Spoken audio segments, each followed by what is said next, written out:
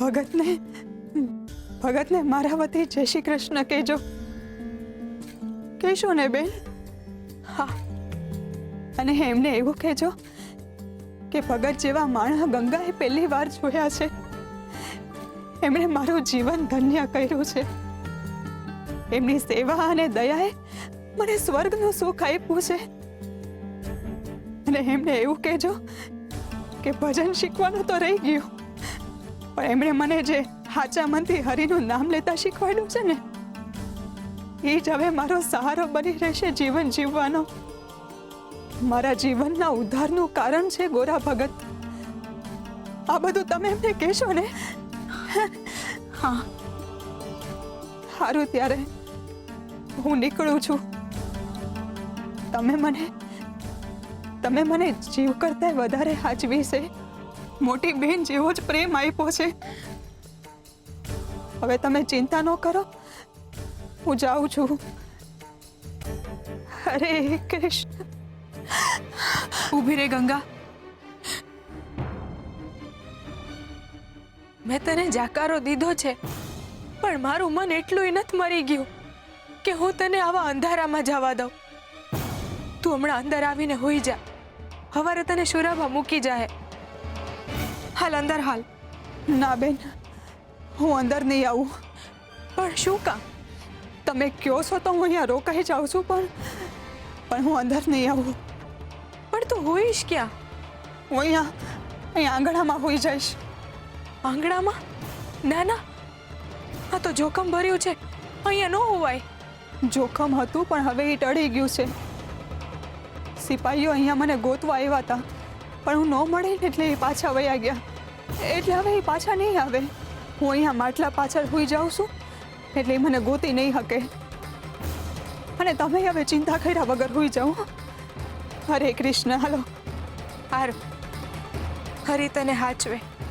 હરિનું નામ લેતી રહેજે. ને બની શકે તો મને માફ કરી દેજે. હરે કૃષ્ણ.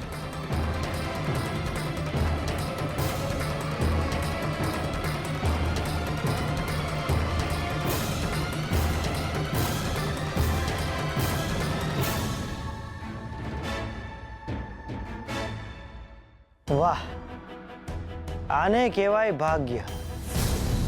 શિકાર સામે ચાલીને આવી ગયો.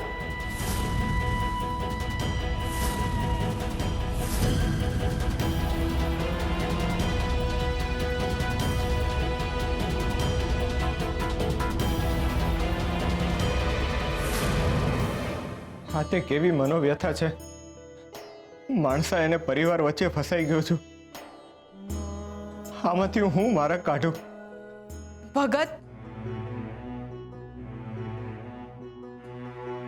માર્ગ મળી ગયો છે. મને ખબર હતી તમે બહુ મોટી અસમંજસમાં હશો, એટલે મેં નિર્ણય લઈ લીધો છે. નિર્ણય? કેવો નિર્ણય? એ જ નિર્ણય જે બધાના હિતમાં છે. કાલે ગંગા પાછી જશે, શુરાભાઈ એને મૂકી આવશે. આ તમે હું બોલો છો? ક્યાં જાય? એ બચારીનું કોઈ ઠેકાણું નથી. જુઓ ભગત, મોતને આવકારો ન દેવાય. અને જો મહારાજને એવી ભાળ મળશે કે ગંગા અહીંયા છે, તો એને જીવતી નહીં છોડે. અને આપણા તો શું હાલ કરશે એ નથી ખબર. તુલસી, તમારી હંધી વાત સાચી, પણ એ જાહે ક્યાં? 4 ગામ દૂર એક જગ્યા છે, ત્યાં શુરાભા એને મૂકી આવશે. અને એના માટે એ તૈયાર છે. એ તો અત્યારથી જ ઘરમાં આવવા નથી માંગતી. એ કહે છે કે એ બહાર સૂઈ જશે. જુઓ ભગત, બધું એની મેળે ગોઠવાઈ ગયું છે, અને હવે મહેરબાની કરીને તમે એને રોકીને વાતને બગાડશો નહીં. વાત તમે બગાડી રહ્યા છો તુલસી. એને આપણે આમ જાકારો ન દઈ શકીએ. ને તમને સમજણ છે, એને ઘરમાંથી બહાર કાઢી મૂકવી એટલે એને મોતના મુખમાં ધકેલા જેવી વાત થઈ ગઈ. તમે આટલો કઠોર નિર્ણય કઈ રીતના લઈ શક્યા? ઘણીવાર છાતી પર પથ્થર મૂકીને નિર્ણય લેવા પડે છે ભગત, અને એ આપણા માટે નુકસાનકારક છે. એટલે એને તો અહીંયાથી જવું જ પડશે. પણ તુલસી, મારો આ નિર્ણય અડગ છે, અને આ નિર્ણય માત્ર મારો નહીં, એનો પણ છે. તુલસી, હું તમને હાથ જોડીને વિનંતી કરું છું, તમે એકવાર ફરીથી વિચારી લેજો. તમને પસ્તાવો થશે. હું ગંગા એરે એકવાર વાત કરીને આવું છું. તમે પણ એકવાર ફરીથી વિચારી લેજો.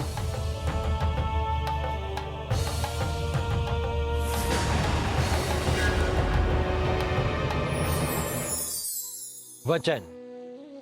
જે મનુષ્ય વચન આપે છે એ ખૂબ જ મક્કમ અને ખૂબ જ સમજશક્તિ ધરાવતો હોય છે. વચન ક્યારેય પણ વિચાર્યા વિના ન આપવું જોઈએ. વચન આપીને વચન તોડવું એ પોતાના વ્યક્તિત્વને નીચું લઈ જવાની વાત છે.